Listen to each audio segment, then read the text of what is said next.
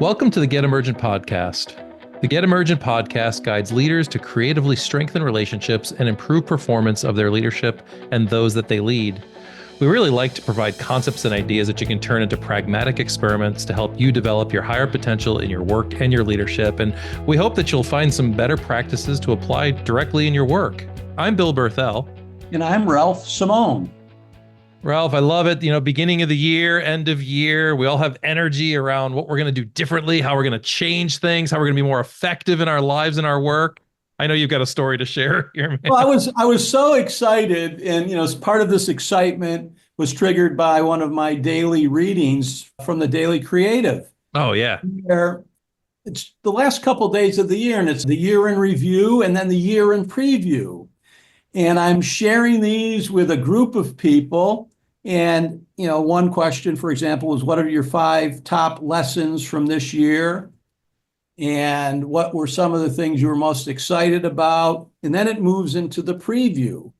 What new skill will you learn this year? How will you change some key habits, whether they're eating or exercise? What healthy thing will you start new this year? This one person said, that's all fine and good, but by next week, game is over. In fact, he referenced, which you're now seeing more and more in commercials, the second Friday in January. Yeah.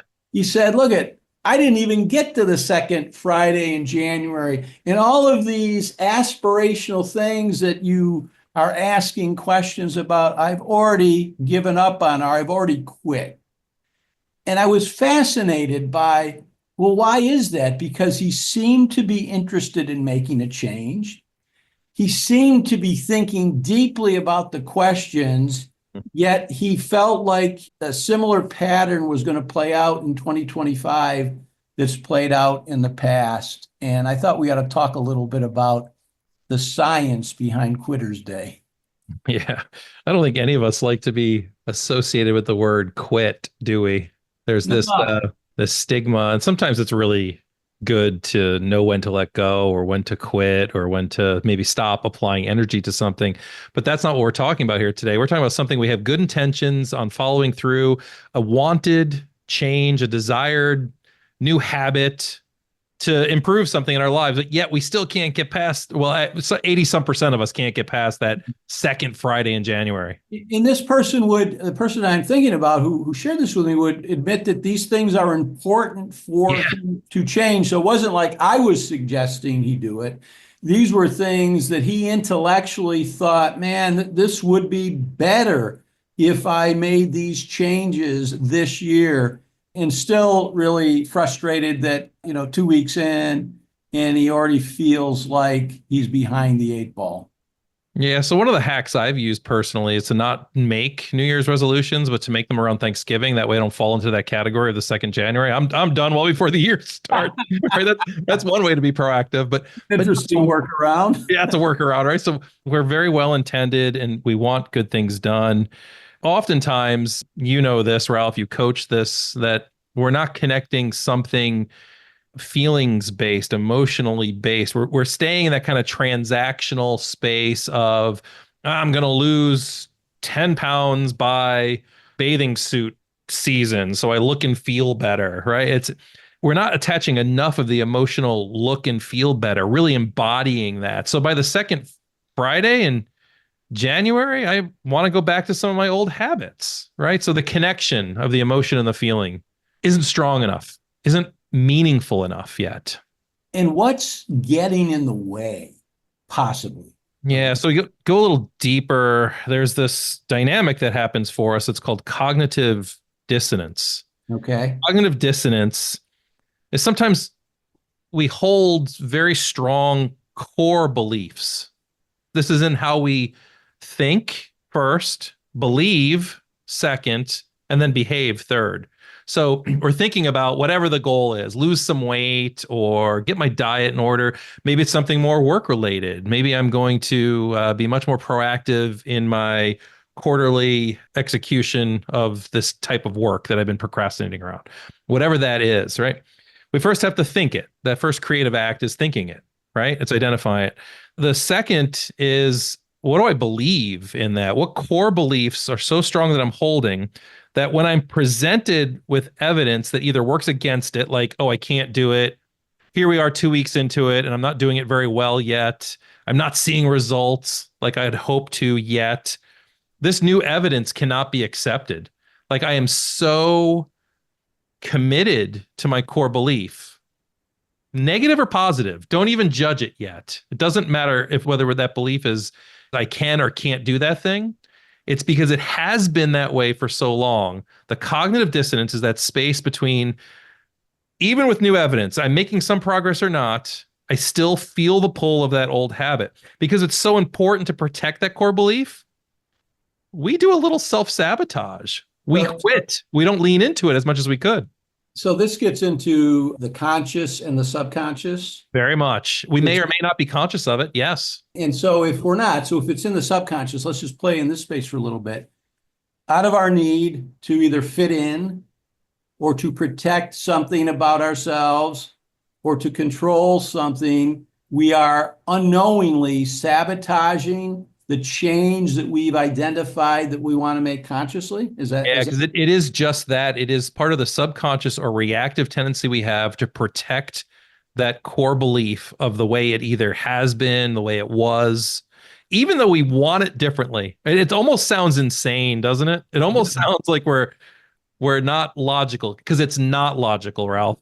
No, and it reminds me of, I used to bristle when I heard this. Well, they may not be afraid of failure, they're afraid of success. Absolutely. You would say, well, that doesn't even make sense to me how someone could be afraid of success. But if you break it down this way, if I was hanging around with people that were average performers and all of a sudden my performance skyrockets, at some subconscious level, I'm afraid I may lose those friendships. You might lose those relationships, or not even lose them. You might be stuck in those relationships and now alienate yourself somehow as being so different from the rest of that group.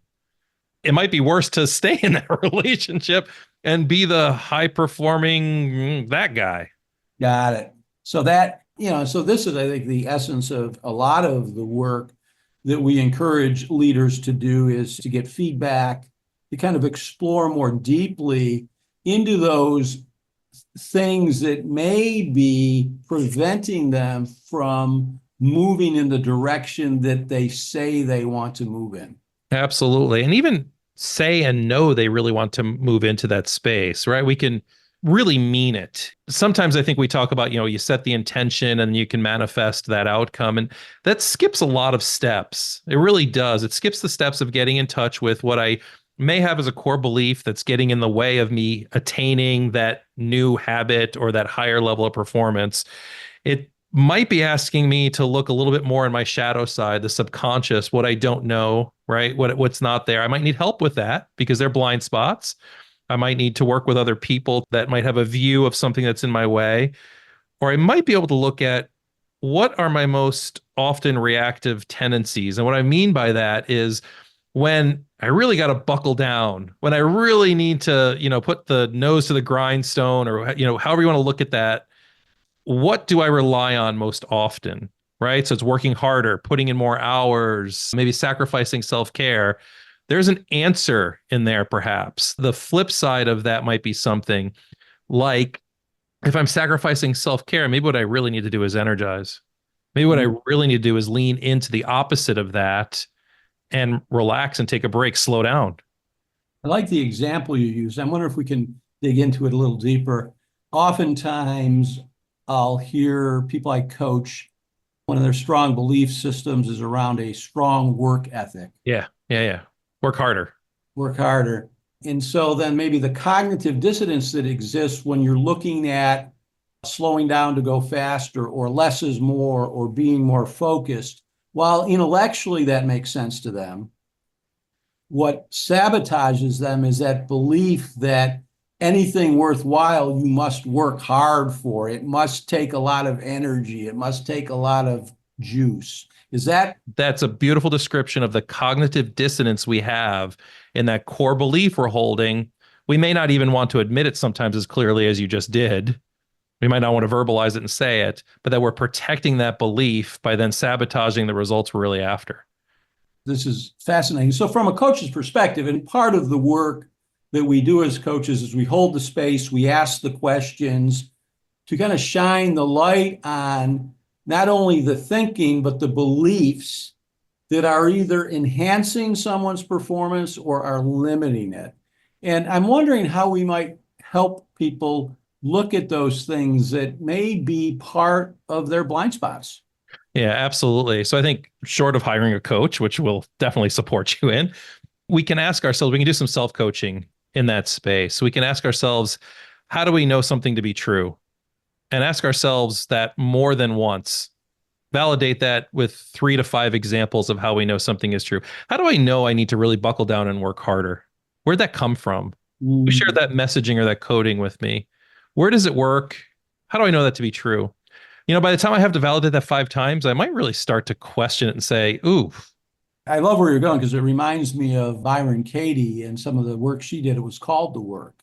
Yeah. And you ask yourself these 4 questions. Is it true? How do I know for sure that it's true? What type of person am I when I subscribe to that truth? And who would I be without that belief? So I love that last question, right? There's another way to flip it around is, so what if I replaced that piece of belief? This gets a little touchy, right? Because if I'm like, wow, these are my beliefs, right? That's a big lift.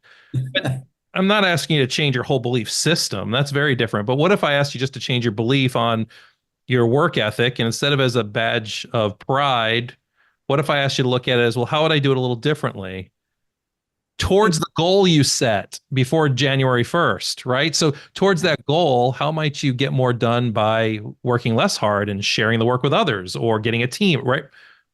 Maybe we're looking for just a slight shift in perception. I'm reminded of how some of my coaches and mentors have, accused me of arguing for my limitations. That's cognitive dissonance right there. Beautiful. Okay. Beautiful.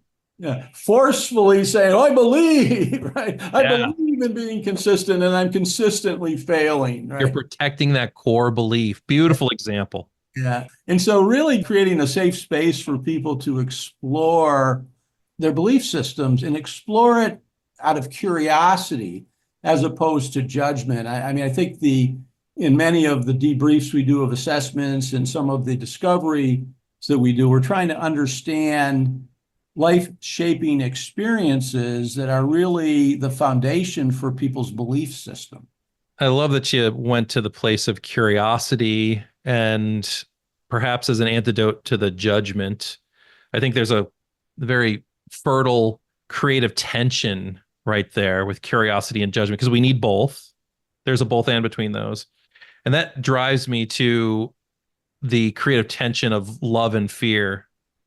And so if I can put on the lens of kind of a loving curiosity, right? In the way that I'm really curious to see I used to call this the angel's advocate. I don't know if that lands for people, but it's like instead of playing the devil's advocate, which can be really fun.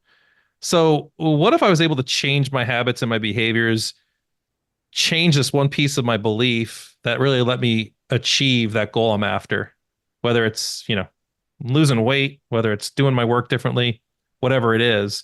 How can I get curious about that through that loving lens compared to the fear-based judgments I make to continue to protect what I already know? And I think you'll find that in that curiosity loving lens is where potential happens, where new possibilities emerge, where we really get to push the envelope and maybe not quit that second Friday. I don't know if there's research to support this, but it seems like many driven people are driven out of their fear of failure, not looking good, not fitting in. And if you could just tweak that a little bit and look at it through this lens of love, what could they replace that belief and consequently the behavior with? Yeah, I don't think this is easy work. I think it's the work. This is the work. It is. Yeah, I don't want it to sound overly simplified because I think when we are in that space of that harder work or that more meaningful work, it's going to take our energy. It's going to take some more commitment from us. But that doesn't mean muscling our way through it. It might mean loving our way through it. Well, and so that sounds like a tip for people, but if people have never even started on this road of this type of work, where might we suggest they start? What's a loving and maybe an easier first step to begin to understand where some of your strong and deeply held beliefs may be getting in your way? I guess I'd encourage folks to be okay with that goal or that resolution. Maybe it was the New Year's resolution that you did quit, you put down. What if you picked it back up? Just because you put it down on the second Friday doesn't mean you can't pick it up again. And how would you experiment with it through a slightly different perspective or paradigm? I love that suggestion, and I'm not remembering where this has come from. So I've been doing I don't admit this, but I guess I'm admitting it to a lot of people now. You are now. Chair yoga. Oh, yeah. Awesome. Yeah. I've got a little bit of momentum, but one of the things, and I don't know if this came from the Daily Creative or it came from some reading, was to do things daily-ish. And so it took me 35 days to get through the first 30 days of chair yoga. Mm, But that's pretty consistently. I was certainly doing it daily-ish. I feel better. I feel like I've got more mobility. It actually excited me to sign up for something else. yeah. And I think the daily-ish gave me permission that it's not binary, it's not all or nothing. I feel like I can commit to daily-ish. And it actually, I think I've reshaped the belief that if you don't do it every day, it's not worth doing, right? One of these, Right. or belief I used to have when I was a real athlete that if you don't work out for 2 hours and if it doesn't feel painful, it wasn't worth it. And in my older days and when my life was fuller, I didn't have 2 hours. Right. It wasn't easy to find 2 hours. So then I did nothing. And I think it's giving yourself permission to believe differently. That leads to then different actions. But daily-ish was a big breakthrough for me. That's awesome. I love that idea of daily-ish, right? You put it into more objective terms. It took me 35 days to go through the 30-day program, but that's something to celebrate, not beat yourself up over. Yeah, and I feel good about the results. I do feel good about it. And I got through 30 days. And I'm seeing a change, even though, when I was for the first couple of days, you don't see anything, but I'm noticing a little less pain, a little more range of motion, but even some definition around the consistency. But I think it really tugged at a couple of my, what now proved to be limiting beliefs. Yeah. It's got to take a lot of effort. If you skip a day, you're weak, you lack discipline, right? All of that languaging, which is not loving. No. Doesn't make you feel good about yourself. Right. So I think that's where sometimes changing our language can also help us change our beliefs in some cases. Yeah, I think what comes up for me in that example is you're willing to recommit to the point of, okay, I let that go for a little bit. Doesn't mean I can't pick it up again and work with it a different way, right? Maybe it's not quit forever. It's taking a pause in that. Like just changing that paradigm is helpful. We often talk about developing the practice of stillness and creating this quiet time so that you can be inspired and so that you can hear the intuitive nudges. But people say, well, I can't sit every day. Well, you don't need to sit every day. Sit daily-ish. Yeah, exactly. When you have a moment, just get still and notice how that may change things. But I think we put so much pressure on ourselves to do it every day at the same time. And then when that doesn't happen, I think it triggers a belief system that, well, we failed, right? Absolutely. Yeah. Absolutely. I guess what tips or, what would we leave our listeners with?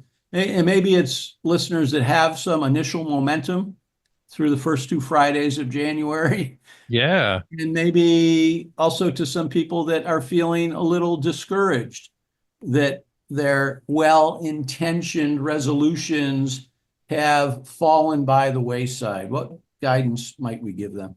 Yeah, I think one is reframing the meaning of quitting to yourself. It doesn't mean, again, you can't recommit or pick it up again. Maybe it wasn't the right thing to do at that time. Reach out to someone and see what they would think about your commitment to that goal or that task. Expand it out of your own head. Have a conversation with someone so we're out of our own minds with it just for a moment.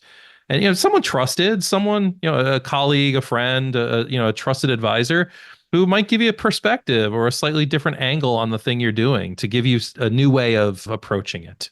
What I like about that is they may understand more about your belief system, and they could offer you some insights and guidance as to how to overcome any of those beliefs that might be limiting. Yeah, absolutely. And I think that holds true for whether you are falling off a little bit or if you still have momentum. I think a really great boost to your momentum is making some public declarations with, again, friends, colleagues, people you trust that are around you, and get their perspective. It's one thing to get their acknowledgement and validation, but you can ask them, so what do you see me doing? How am I showing up differently? What do you think about this? How does this look on me? Is kind of the question. Well, and it's getting me to think about that's the support and the accountability. And maybe there's deeper conversations when somebody admits to falling off the wagon to say, well, you seem disappointed. I'm wondering what you learned or what could be learned about your belief system as a result of this, right? And maybe we need to take those, I think we do this in coaching, but maybe we need to take some of our personal relationships, the conversations, to the next level so that there is less cognitive dissonance around sticking to things that people have intellectually identified as important. I think so. And I think out of those conversations with others, I think another value item of getting it out of our own heads and into conversation is most of our friends and colleagues, people we know, are going to be much less fear-based with us and more curious and more loving with us.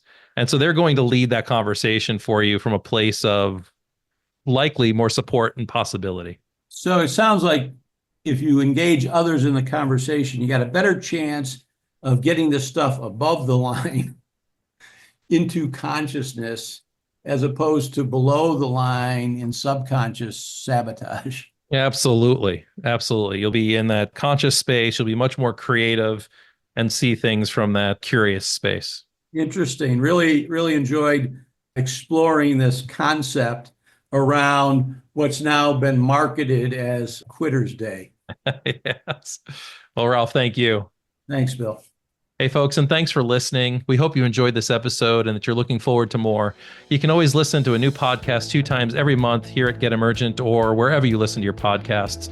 And we hope you pick something up you're going to apply to your leadership and your work. Let us know how that goes by reaching out to support@getemergent.com or directly to me or Ralph.